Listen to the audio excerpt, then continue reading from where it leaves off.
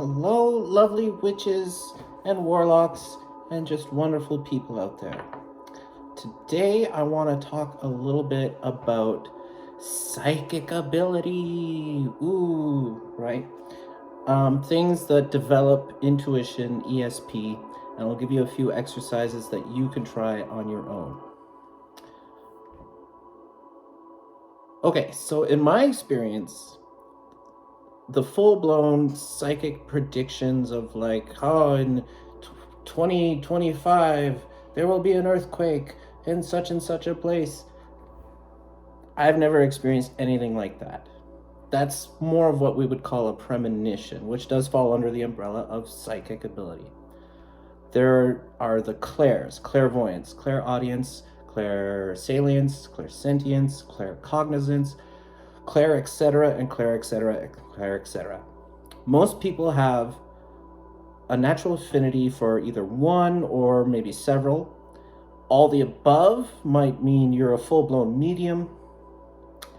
Things like I can do take a bit of a combination approach. So when I'm talking with a spirit, I'm working on skills like I hear them a little bit better than see them. And when I see them, it's more of, it's not like they're right here in front of me. I see a ghost. You can't see that? It's more like, oh, I know what they look like. So I guess that'd be more claircognizance. And then I double check and they're like, no, yeah, you're right, right? For me, it's a lot more hearing, clairaudience, clairsalience. I've had a few experiences where I think I documented this. I can't remember if I made a video about this or not, but one of my first experiences, I think in my origin story, I talked about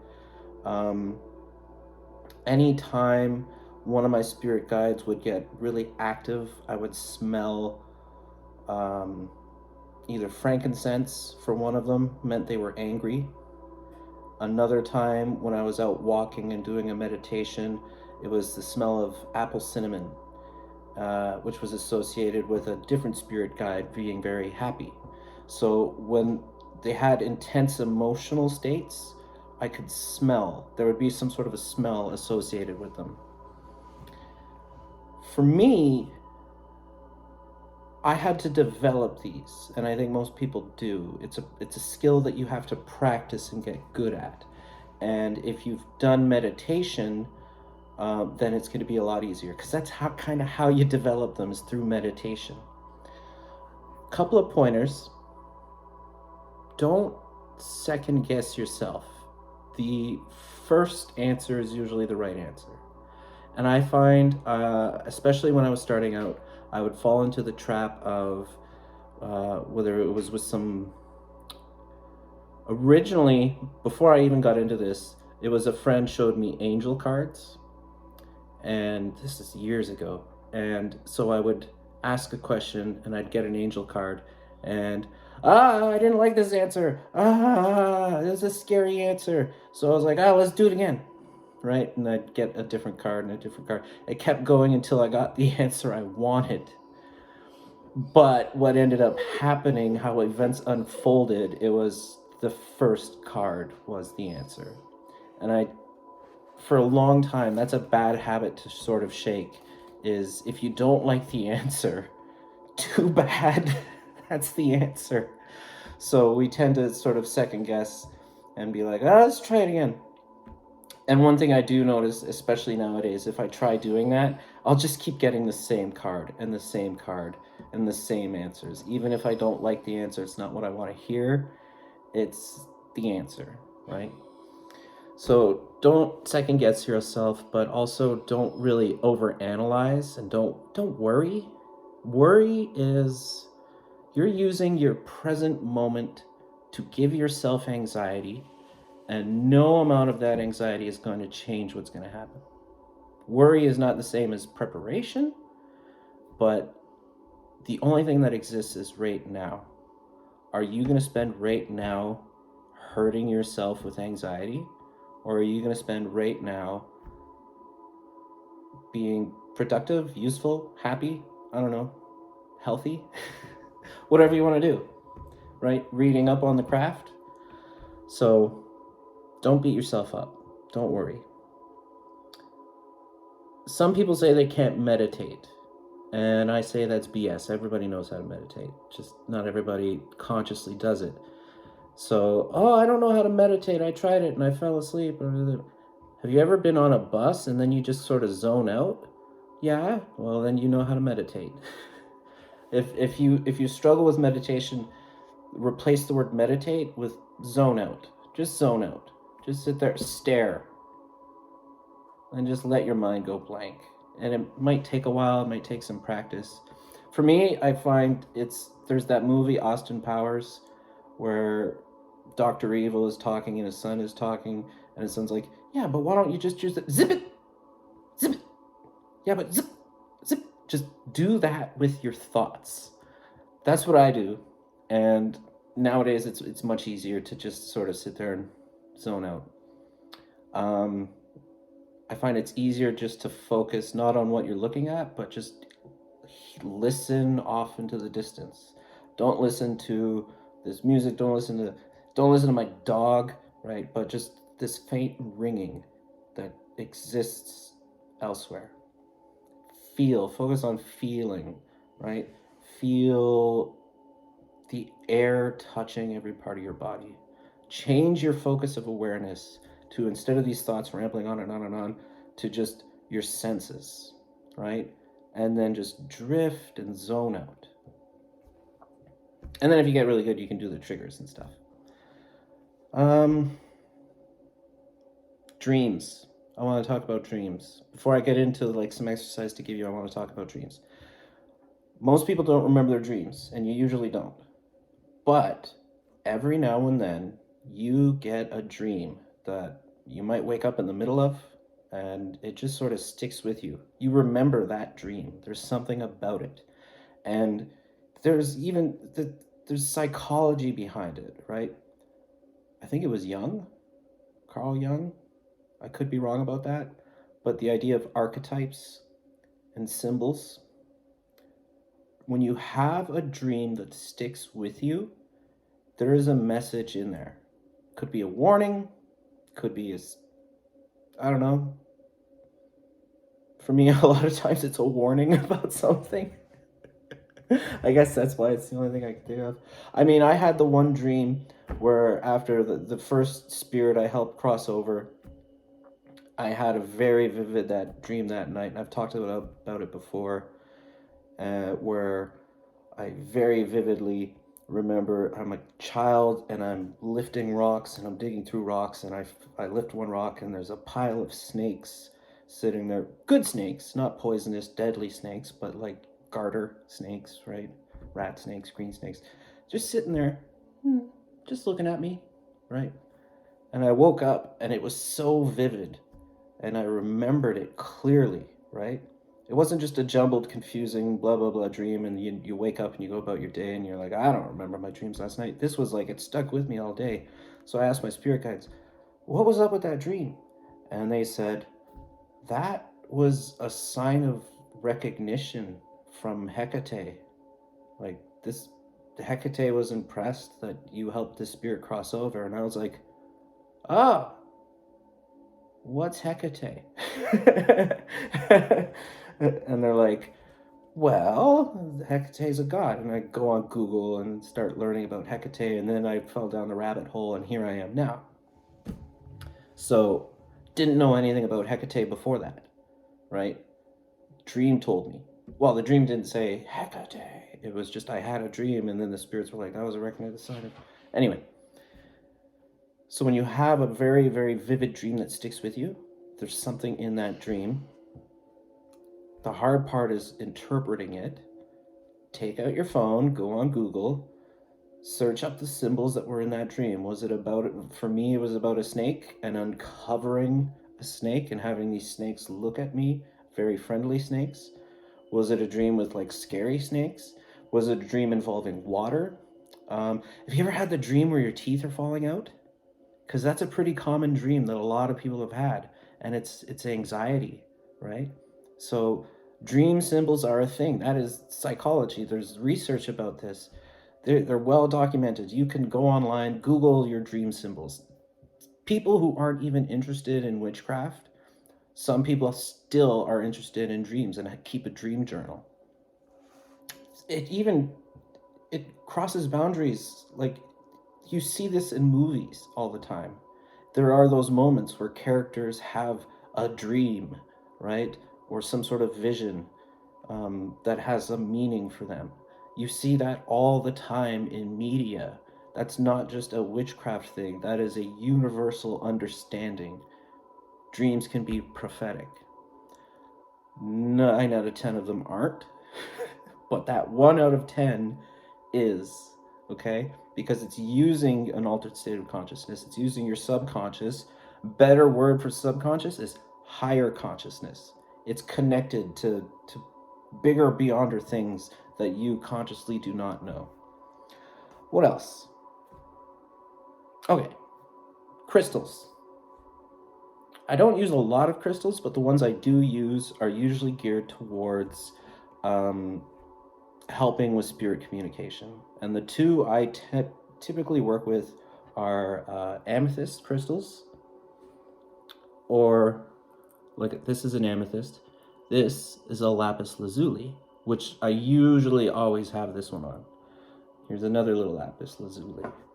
I can even take this one and just sort of put it here, right? But there are other crystals that I'm not as familiar with, but do help with that. Help developing your intuition and ESP and clairvoyance and clairaudience. Some things you can do are to sit there, like if you have 2 amethysts, you can sit there with one in each hand, do a little meditation, and it's kind of like you've connected a circuit and just let it flow through you. One thing I've done, and I do it a lot for myself, is I'll have this came to me. It's a Reiki healing wand, which I'm dabbling in Reiki right now. Just dabbling, and I find if I sit there and hold an amethyst or a lapis lazuli above the third eye chakra without touching it, you can still feel it, right? Don't feel anything, don't feel anything, don't feel anything. Whoa, I feel something. There's like a pressure there. And I had a customer come to me who used to have a very powerful relationship with their spirit guides, and it became overwhelming for them. They didn't understand what was going on. They thought they were crazy and said enough and just ended the relationship. And as I got to know them and they learned what I did, they wanted to reconnect and establish that relationship again. And we did a few things. We did an offering, but I also told them, here, just hold this and sit there like this. And immediately they were like, whoa. And then they felt it too, right? When you're sitting there holding it, you can have the intention in your mind, or you can speak it out loud. Speak it out loud.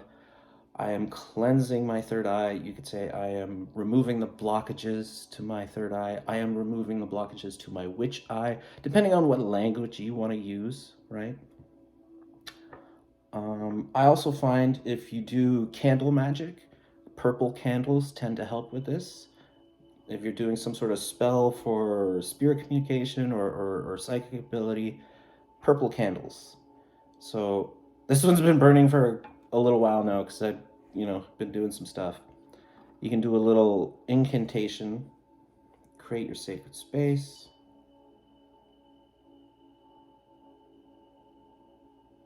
I'm just gonna do it really fast.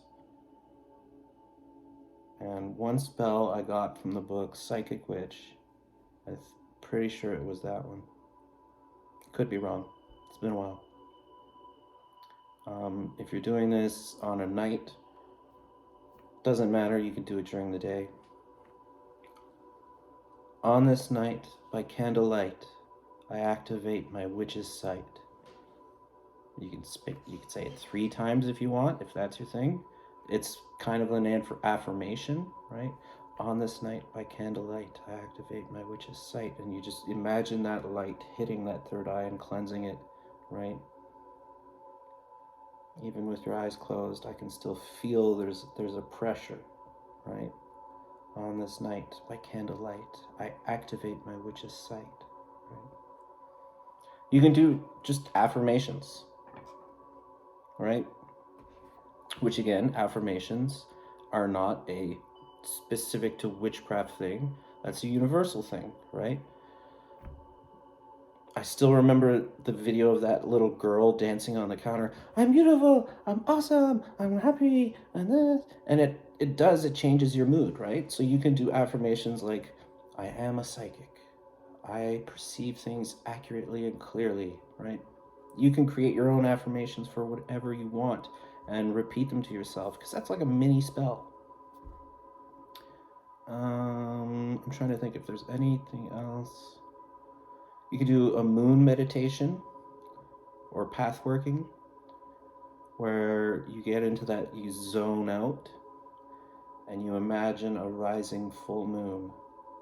And as that full moon is rising, you feel within yourself your own witch's power, your own psychic ability, your clairvoyance, clairaudience, whatever, rising as well. And as the moon reaches its peak, you can feel it again, pressure right here, right? You can do mind magic methods where you're visualizing. You create your sacred space, right? Cast your circle and visualize maybe an image of yourself. There you are standing there, and imagine some computer dials, or knobs, or switches, or loading screens, and you can turn down the blockages, turn up psychic ability, right? You can use that for anything. Turn up spellcraft, turn up magic, turn up prosperity, abundance, right? That's a mind magic approach that you can tailor to whatever your intention is. For this, we'll use it for psychic ability, right? Another little exercise is the traffic light, where, because you don't always have tarot cards with you, you don't always have, for me, a spirit board, you don't always have a pendulum. Pendulum is kind of hit and miss for me. I'm weaning, I don't rely on it too much because I have other uses for it than divination. But you can visualize a traffic light. You have your red light, yellow light, green light. Let's ask some questions, right? Do I have blonde hair? You visualize the red. That's a no, right? You start with some questions that you definitely know yes or no answers to, right? Oh, I was gonna say, am I this many years old? But like, I feel like, no, don't reveal your age on the internet, right? Is today Sunday? Green light, okay? Is my name Catherine? Green light, okay? So start with, just to get that, okay? Practice, and then you start asking questions you don't know the answer to. What light pops up first? Okay, what's the first light that just pops up? All right, that's your answer. See if it comes true or not. Keep in mind, this is a skill. If you're learning to play basketball, and I give you a basketball and I say, put your hand here and your hand here, okay, use your legs, swoosh, follow through, that sort of thing. Are you gonna get 10 out of 10 baskets? No. If you keep doing it and practicing it every single day, the number of baskets you sink will increase. The more effort you're putting in, the more practice you're putting in, the better you're going to get. And it's the same with this. People tend to want immediate results, and that's not how anything works, right? You have to practice. And for skeptics and doubters, if I was shooting basketball, if a pro basketball player was shooting free throws and they sunk 9 out of 10 baskets, you would say, wow, they're really good. They're a good basketball player. If a psychic makes 9 out of 10 predictions and gets one wrong, they're a fraud. That's how it works. People who are skeptic want to prove their skepticism, right? Have an open mind. Practice. Practice, practice, practice, practice. Okay? Anything else I need to say? I don't think so. Have a wonderful day. Thank you very much. Click like, subscribe, all that stuff.